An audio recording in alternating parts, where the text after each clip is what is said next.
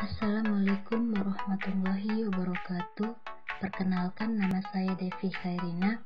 Di sini saya akan mempresentasikan materi mengenai fluida statis. Langsung saja ke pengertian fluida statis. Fluida statis itu adalah fluida yang berada dalam fase tidak bergerak atau diam, atau fluida dalam keadaan bergerak, tetapi tak ada perbedaan kecepatan antara partikel fluida tersebut. Atau bisa juga dikatakan bahwa partikel-partikel fluida tersebut bergerak dengan kecepatan seragam sehingga tidak memiliki gaya geser.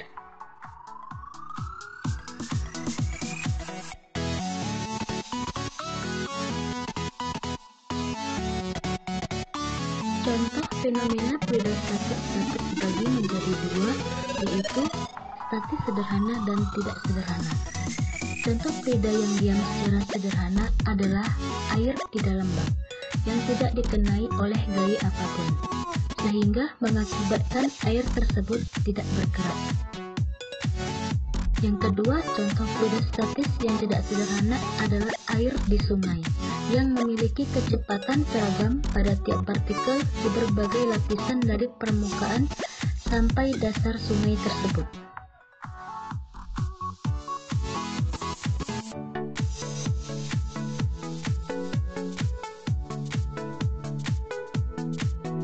Selanjutnya, sifat-sifat fisik fluida statis. Yang pertama, massa jenis.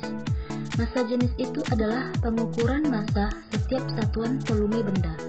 Semakin tinggi massa jenis suatu benda, maka semakin besar pula massa setiap volumenya.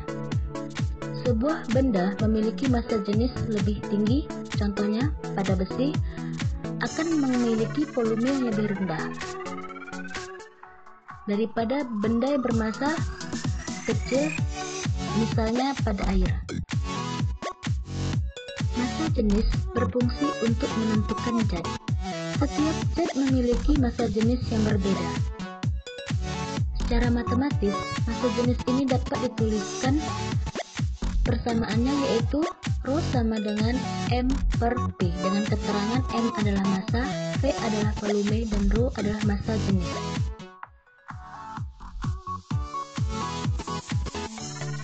Selanjutnya, tegangan permukaan. Tegangan permukaan disebabkan oleh interaksi molekul-molekul zat cair di permukaan zat cair. Di bagian dalam cairan sebuah molekul dikelilingi oleh molekul lain di sekitarnya, tetapi di permukaan cairan tidak ada molekul lain di bagian atas molekul cairan itu. Di tegangan permukaan terdapat istilah kohesi dan adesi. Kohesi adalah gaya tarik-menarik antara partikel sejenis, contohnya antara partikel air. Jika kohesi lebih besar dari adesi, maka sudutnya lebih besar dari 90 derajat akan berbentuk meniskus cembung. Sedangkan adesi itu adalah gaya tarik-menarik antara dua partikel berbeda, contohnya antara fluida dengan dinding tabung. Jika kohesi lebih kecil dari adesi, maka sudut lebih kecil dari 90 derajat, maka akan berbentuk meniskus cekung. Gaya ke atas untuk menopang jarum atau silet agar tidak tenggelam merupakan perkalian koefisien tegangan permukaan dengan 2 kali panjang jarum. Panjang jarum di sini adalah permukaan yang bersentuhan dengan zat cair. Hal ini menyebabkan timbulnya gaya pemulih yang menarik molekul apabila molekul itu dinaikkan menjauhi permukaan oleh molekul yang ada di bagian bawah permukaan cairan. Sebaliknya, jika molekul di permukaan cairan ditekan, dalam hal ini diberi jarum atau silet, molekul bagian bawah permukaan akan memberikan gaya pemulih yang arahnya ke atas, sehingga gaya pemulih ke atas ini dapat menopang jarum atau silet tetap di permukaan air tanpa tenggelam. Jadi, dapat kita simpulkan bahwa pengertian dari tegangan permukaan adalah kecenderungan permukaan zat cair untuk menegang, sehingga permukaannya seperti ditutupi oleh suatu lapisan elastis.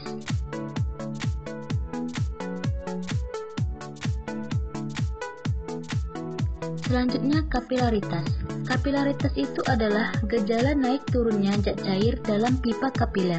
Penyebab dari gejala kapiler ini adalah karena adanya adesi dan kohesi. Selanjutnya pengertian viskositas. Viskositas merupakan pengukuran dari ketahanan fluida yang diubah baik dengan tekanan maupun tegangan.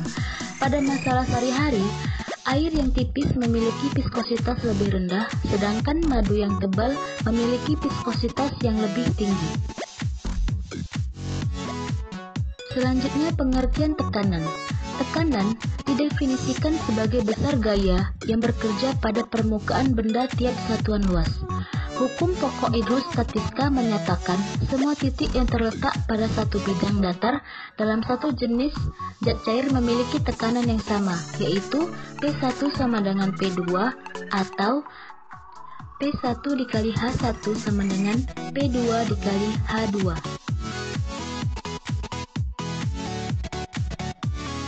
Baiklah, di sini ada tekanan alat ukur manometer terbuka, dapat kita lihat gambarnya pada slide yang berwarna hijau. Maka didapatkan rumus persamaannya P sama dengan P0 ditambah Rho dikali G dikali H. Yang kedua, tekanan alat ukur barometer dapat kita lihat pada gambar di slide berwarna kuning, maka didapatkan persamaannya P0 sama dengan Rho dikali G dikali H. Ketiga, tekanan bejana U berhubungan, dapat kita lihat gambarnya pada slide yang berwarna biru, maka didapatkan rumus persamaannya P1 dikali H1 sama dengan P2 dikali H2. Selanjutnya, hukum Archimedes. Hukum Archimedes berbunyi, gaya apung yang bekerja pada suatu benda yang dicelupkan sebagian atau seluruhnya ke dalam suatu fluida sama dengan berat fluida yang dipindahkan benda tersebut. Gaya apung dapat dirumuskan Fa sama dengan W udara dikurang W fluida.